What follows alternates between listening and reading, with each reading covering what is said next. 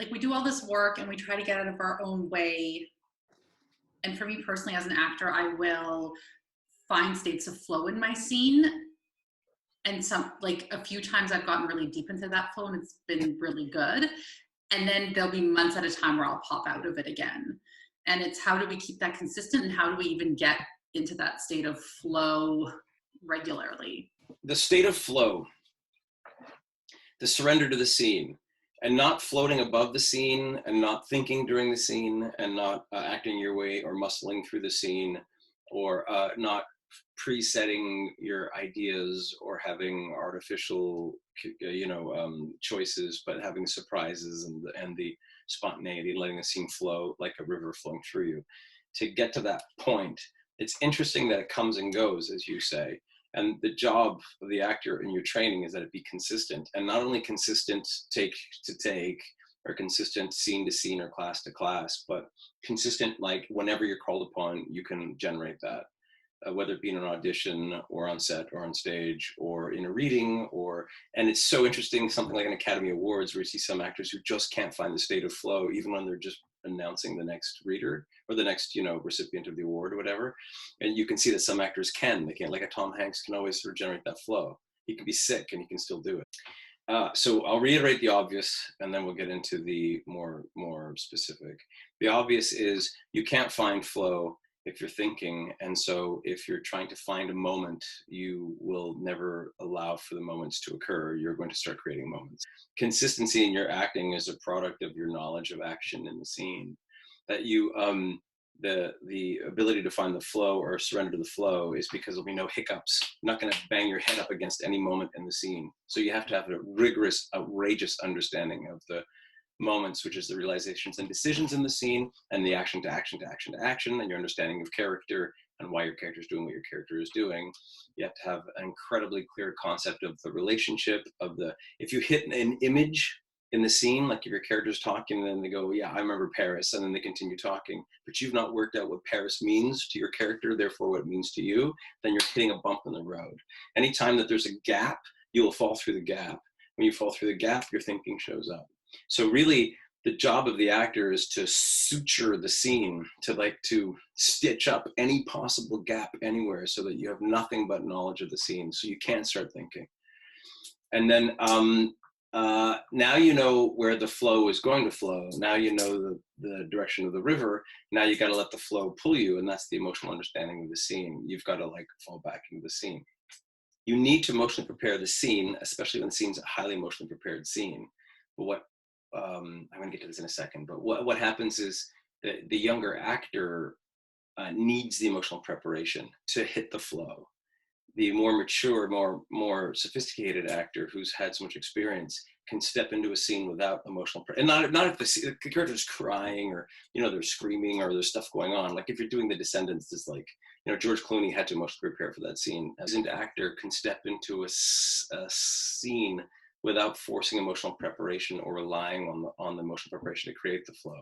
They can fall into the other character and let surrender occur. So the number one answer to that is, of course, it's a product of your discipline, your research into the work, your investment in the understanding of the scene, both emotionally and structurally and textually. Not to be stupidly lowbrow, but you need to know your dialogue, because if you don't know your dialogue, you'll be thinking. Okay, all that's great, except that actor still bumps against it. And a lot of the bumping up against it is because finding the flow and surrendering to it means letting go of control. And control is something people have a really hard time letting go of. The first scenes I give are the Rachel getting married scenes, or Serpico, or a lot of fuck you, anger. And it's very expressive, it's very connective, it's very if you're not in the scene won't work, but there's a shitload to grab onto, there's tons to hang on to. And you drive that in the younger actor so that the actor goes, oh, frick, I get it. And then they get kind of addicted to the I'm letting go.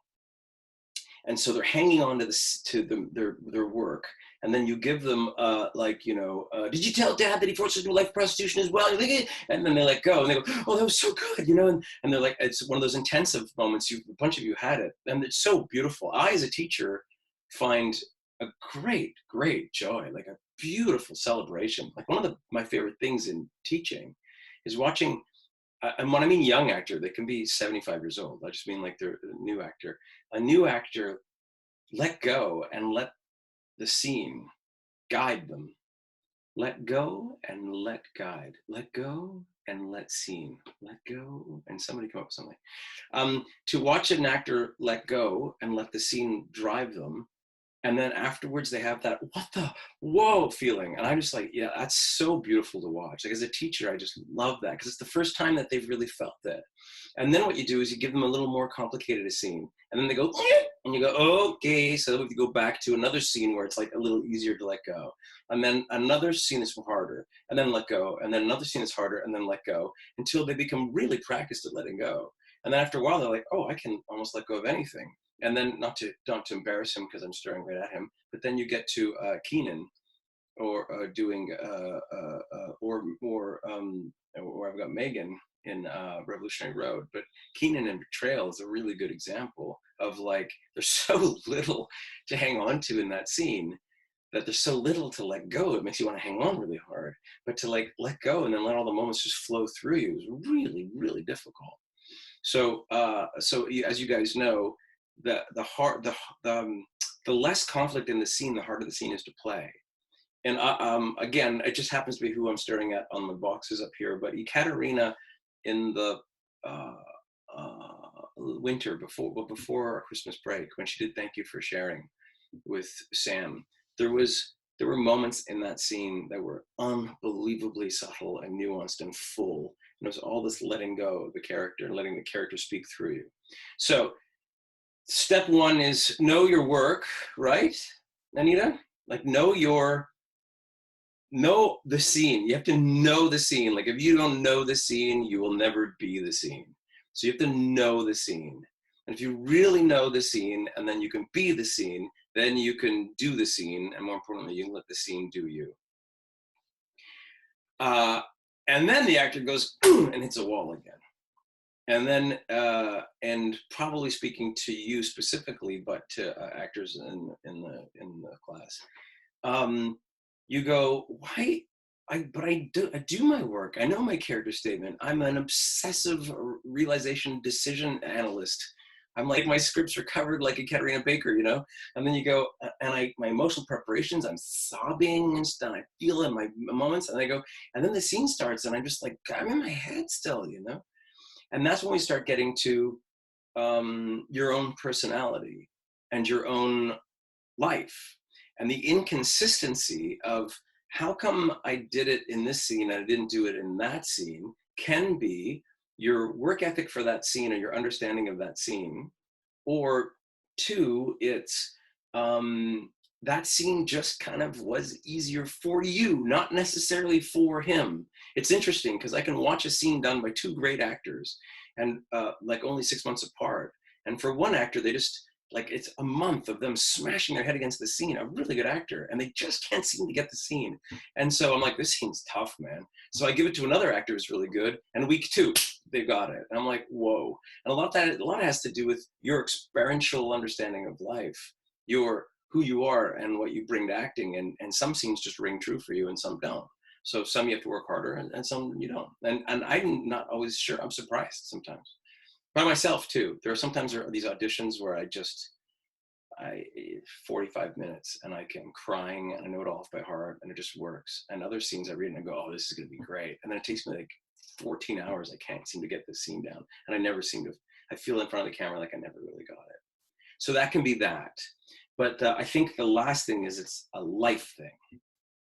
It's, are you letting go in life? And where are you in your life? And so the craft of your acting will only ever be as good as your being as a human. And your craft of acting is only going to be as good as your being.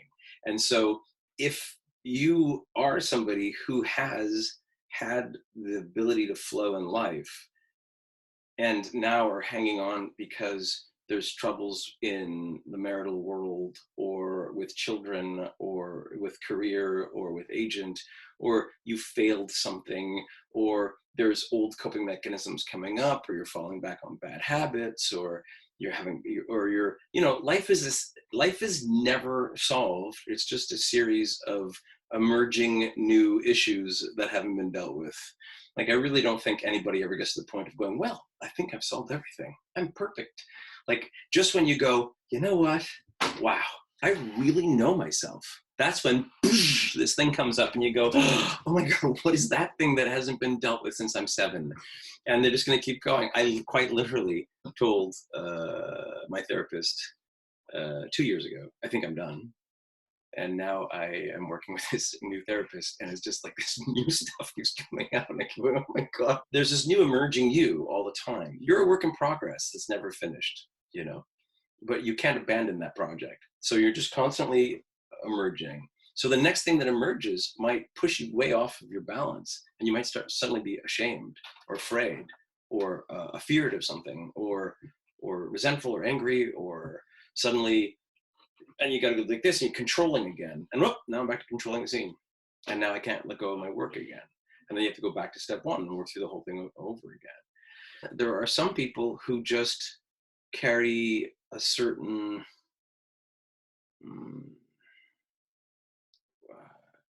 empathetic weight. And so they experience life in a more painful way. And I respect that, and I think that's lovely, and it's beautiful, and it creates for great acting, and it makes for a superb emotional preparations and a great scene partner. Like, somebody just carries that, like they can carry the pathos of life, and that's good. And if that's you, Casey, fantastic. If you're in the Casey camp, that's fantastic. That's why she's such an amazing actor. And her job is not about surrendering, if I may say, because she can surrender to almost anything. Her job is making sure that she can, get back up on that diving board when she's done. Do you understand that? Which she's accomplished at. That's why I think Casey's one of my master actors. You're in a different camp, Anita. You're more in the Matthew camp, which is, you have a sort of lightness of being. We, tend to like the diving board. And you're like, it's sunny up here, why would I want to jump in that pool? Yeah. And also, it's like, I worked really hard to hang on to this diving board, why would I want to jump into a pool? And you're like, no, you got to jump into the pool and surrender.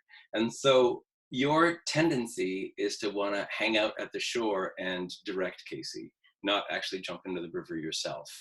And you also have controlling mechanism because you've made it this far, and it's been a successful life so far, so why should I let go? And it can be harder to surrender in some ways. And so you need to do all your homework, which you do. Make sure you're emotionally prepared, which you are. Be kind to yourself that you're not a consistent person, and that sometimes it's going to work and sometimes it won't. And for some scenes it will, and some scenes it won't.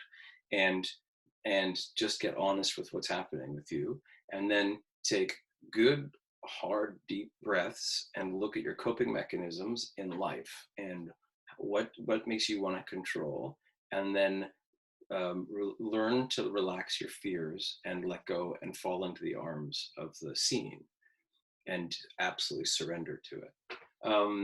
When you're somebody like me who has had such powerful willpower, it's very hard to then wrest that willpower out of my hands and say, okay, now I'm going to give my will over to a scene. So you really, really have to practice in your life letting go and letting go.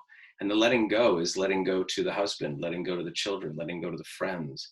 Like finding, you don't need to be religious in any way, but you're finding some way to like surrender to the ethers and the universe, to fall back and just to surrender your fears, and on any metaphoric or actual occasion you can fall backwards off the dock into the ocean, do it, so that you can practice surrender. So the, oh, fuck it, becomes, a great, you know, I make a joke, you know, my joke in the Actors Foundry is that we pray to the great God of fuck it, like the God of Kauai, fuck it. But if you actually think about my little joke, there's actually a real profound thing in there. I'm talking about surrendering to an entity or a higher power than you and giving yourself over so that you don't have to run the show and that the show can run you. And that higher power is, for me, script and screenwriter and audience.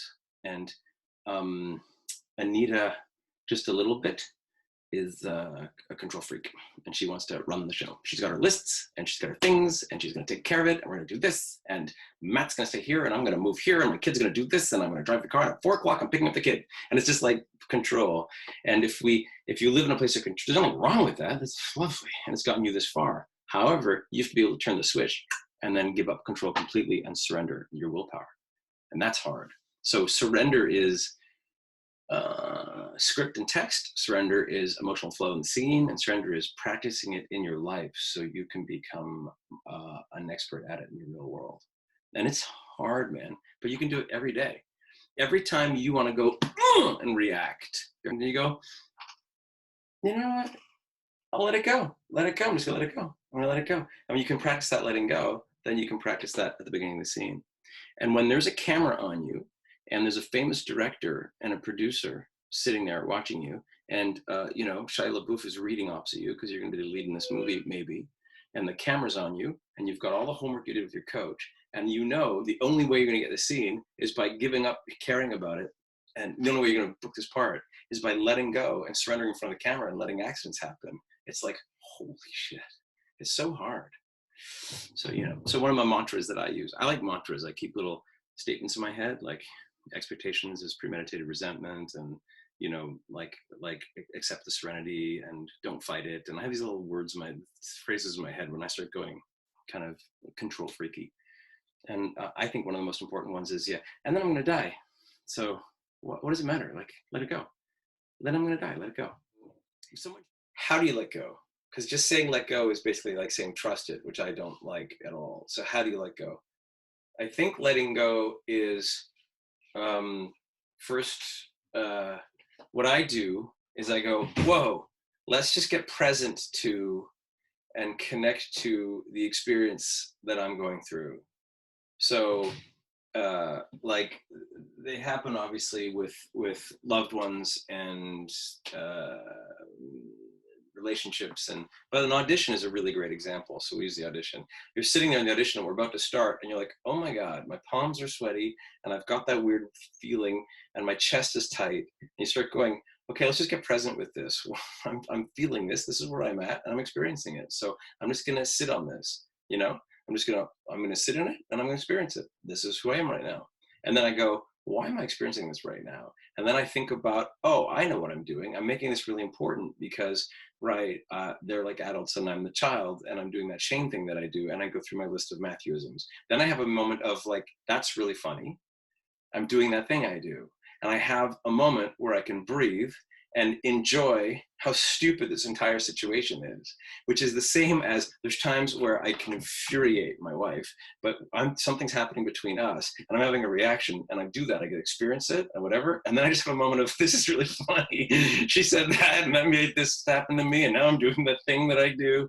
And she's like, why are you laughing? I'm like, well, because I'm laughing at myself and my weird reactions. And then I have a moment of, oh my God. And then I do something. I'm not a therapist. But for me, what I do is I then enjoy it.